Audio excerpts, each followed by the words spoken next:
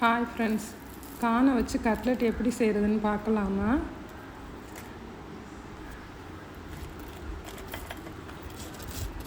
இது செய்கிறதுக்கு நான் ஒரு 4 உருளைக்கிழங்கு எடுத்திருக்கேன், ஒரு கான் எடுத்திருக்கேன், வெங்காயம், பீன்ஸ், கேரட், கொத்தமல்லி. வேக வச்ச கானை நம்ம மிக்ஸி சாரில் சேர்த்துட்டு சோம்பு, சீரகம், மிளகு, பட்டை, பூண்டு, இஞ்சி சேர்த்து நம்ம அரைச்சிக்கலாம். இப்போ வேக வச்ச உருளைக்கிழங்க நல்லா மசிச்சுக்கலாம். கட் பண்ண ஆனியன், பச்சை மிளகா, கொத்தமல்லி, பீன்ஸ், கேரட் இதெல்லாம் சேர்த்துக்கலாம். இப்போ அரைச்சி வச்சுருந்த அந்த கானையும் சேர்த்துக்கலாம்.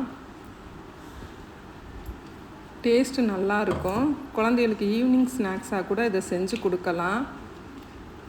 இதை செஞ்சு நம்ம ஃப்ரிட்ஜில் ரெஃப்ரிஜிரேட்டரில் வச்சுட்டு ஈவினிங் கூட நம்ம பொரிச்சு கொடுக்கலாம். மிளகாத்தூள் சேர்த்துக்கலாம், உப்பு சேர்த்துக்கலாம், 2 டீஸ்பூன் கடல மாவு சேர்த்துக்கலாம், அரிசி மாவும் லைட்டாக சேர்த்துக்கலாம், நான் சேர்க்கலை.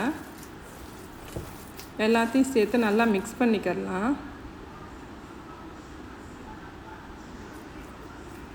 கார்ன்ஃப்ளவர் மாவை 2 ஸ்பூன் கார்ன்ஃப்ளவர் மாவை கலக்கி வச்சுருக்கேன். ப்ரெட் க்ரம்ஸை எடுத்து வச்சுருக்கேன். இப்போ ரவுண்ட் ஷேப்பாக தட்டிட்டு கார்ன்ஃப்ளவர் மாவில் டிக் பண்ணிவிட்டு ப்ரெட் க்ரம்ஸில் நம்ம டிக் பண்ணி எடுத்துக்கலாம்.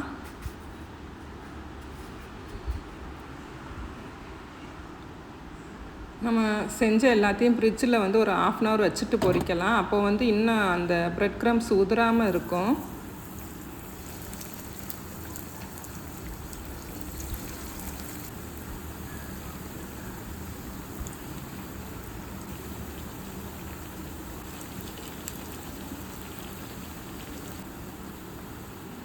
சுவையான கார்ன் கட்லட்.